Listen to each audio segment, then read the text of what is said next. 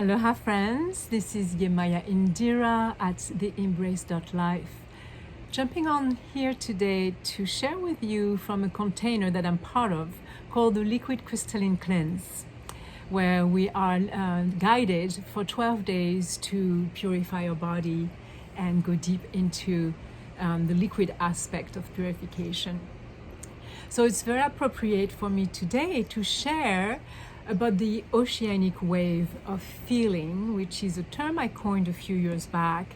I'm wanting to share with a larger audience the work that I understood from working with Marianne Rosen from the Rosen method for a period of 8 years with her as my teacher, and then continued for another 22 years practicing all over the world this incredible somatic trauma release body work.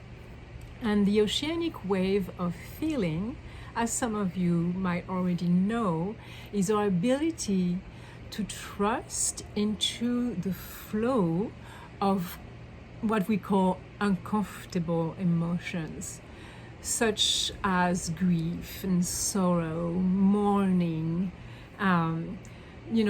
The anger is another emotion that I like to work with in a different way. So I'm just going to focus more on the liquid side of our emotional body today.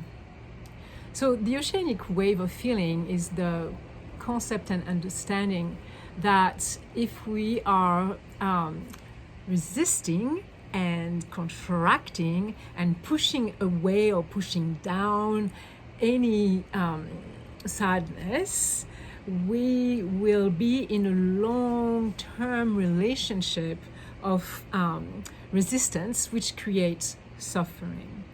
There's a famous person, which I'm not remembering the name of just at this minute, that said, suffering is resistance to pain. Suffering is resistance to pain. When you are able, and we'll take it step by step in a minute, when you are able to give yourself to the natural organic flow of your human self, like a surfer who, instead of tensing up against the wave, just relax into it and trust that even if you are falling under, you are going to be brought back up to the shore the fastest and with the less chance to get pummeled if you let go, trust, surrender. Now, it's not easy, right?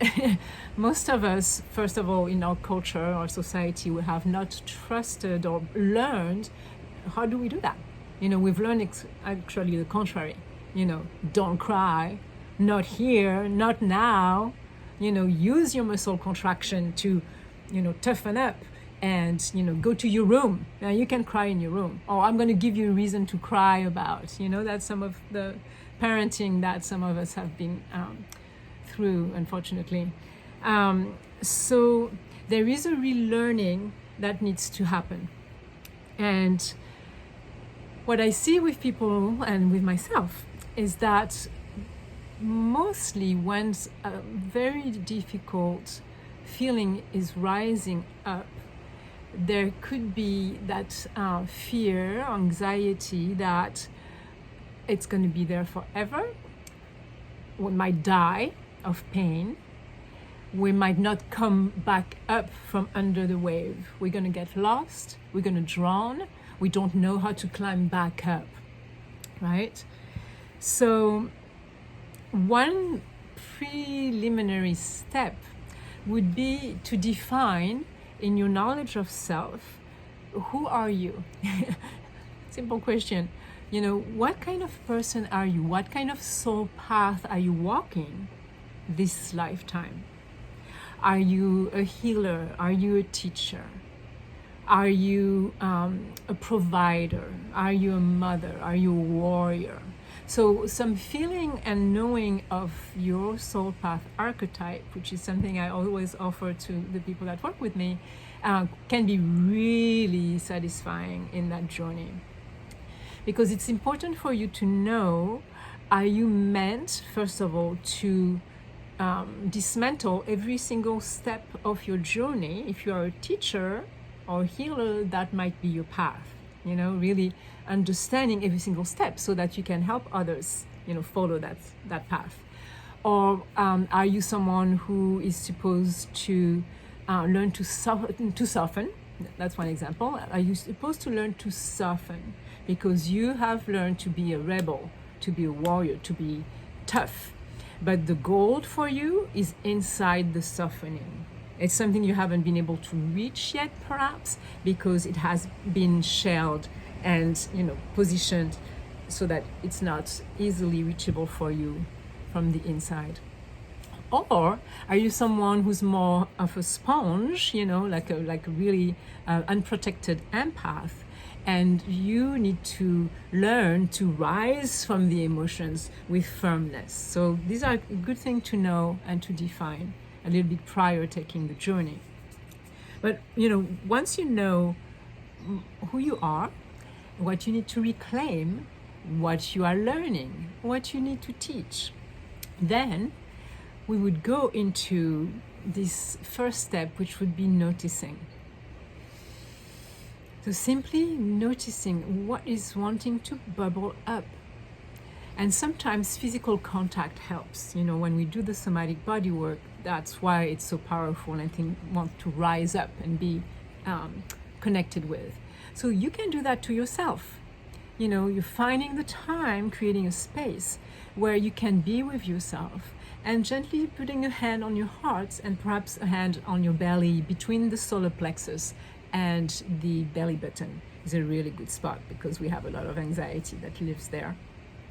And just being with that and asking what wants to come up. Who are you? Are you anxiety? Often anxiety covers grief. Are you rage? Often rage covers grief. So we're looking right now for the watery feelings, if it's accessible. And I'm going to move maybe a little fast here, but in that depth of the self, I want to invite you to close your eyes with me. At the very core of this discomfort, perhaps at the core is an anxiety about some kind of death, something that's changing. Or perhaps an old wound of childhood, a sense of never being acknowledged, not being loved, not having enough food, nurturing, touch. So who are you, you're asking? The inner, the core. Who are you? What are you hiding? And often it is a relationship to death. It could be death of someone that we loved dearly and that we are afraid to not be in contact with anymore, which some people would say is an illusion because our spirits are eternal and you can contact those that you have lost to the other side. Or it could be anxiety about something changing in your life. Maybe a change of relationships or a change of career or a change of location. So if you go to the roots, there is a fear of change, of something that is being lost, of something that is being transformed. And I want to invite you to let that bubble and come up. And if tears are willing to come, let them come. Let them cleanse you. It's such a beautiful time to be cleansed. We're in Cancer at the moment, Cancer Sun in the astrological, Western astrology. So let those emotions come. Maybe give them voice, give them sound. Like, go rah, rah, rah. Try to bring them and welcome them and letting move through your body like a wave. So movement and sound like a wave will help the flow. Welcome the flow. Trust the flow is there to be acknowledged. We just want to be like, please welcome me so that I can come out, I can be released, I can move on. Please open your solar plexus, open your chest, open your shoulders. Yeah, we call this the lead muscles. Open the lead and let it come out. You will be richer and more empowered by letting it flow. And then ultimately, why so many wise teachers take refuge into the changeless, the formless. And that is what can bring comfort, is to know that there is a place that never changes, that never dies. And so there is a trusting that comes. So that first step of noticing and trusting, and then releasing through tears or sound or scream. And then resting. Resting is the fourth step. Resting is coming into a peaceful mind state that finds its pose into knowing that there is a place where it's eternally at peace and there is no movement, and you can rest there as long as you let yourself rest there. And let's take a deep breath around that. And then for some of us, the next step will be articulating what has been bubbling. Perhaps it's you writing it for yourself, or perhaps you're writing it so that you can communicate with another, because there might need to be some acknowledgement, some, not to try to get something from somebody, but the empowering move to be witnessed in your truth. So we open the throat chakra in our authenticity, and we articulate, maybe in non-violent communication, we would articulate a need. We might articulate a request, possibly, or we might be just needing to be witnessed into our truth. This is the way I feel, and, perhaps if you'd be willing next time to acknowledge blah, blah. We're not going to go into that right now, but nonviolent communication is a great tool. And then there is integration. Integration is similar to resting, but it's a little bit more active, where perhaps it's like walking on the land with bare feet, or eating some very healthy food, or taking a nap, listening to some music that is helping you integrate the movement, so that you're starting to feel the space that you just emptied out. You're feeling it with the good stuff that you want, the self-nurturing. And then the seventh step is you can choose to repeat that same journey again if there is more, to rinse out, more sand to be purified with the wave. Or perhaps you graduated and you don't need to go into this submarine cave any longer until another one shows up. So I know we're coming to like a little bit over the time where it's going to be a little bit hard for me to load this video. So I'm going to wrap things up for you now.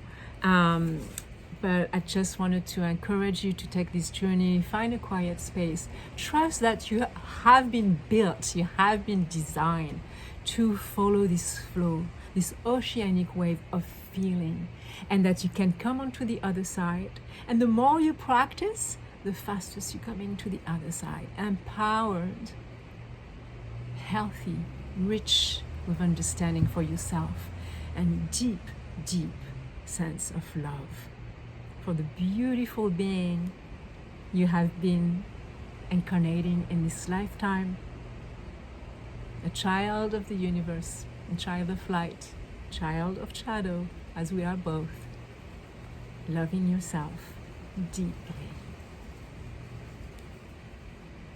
Thank you. Aloha.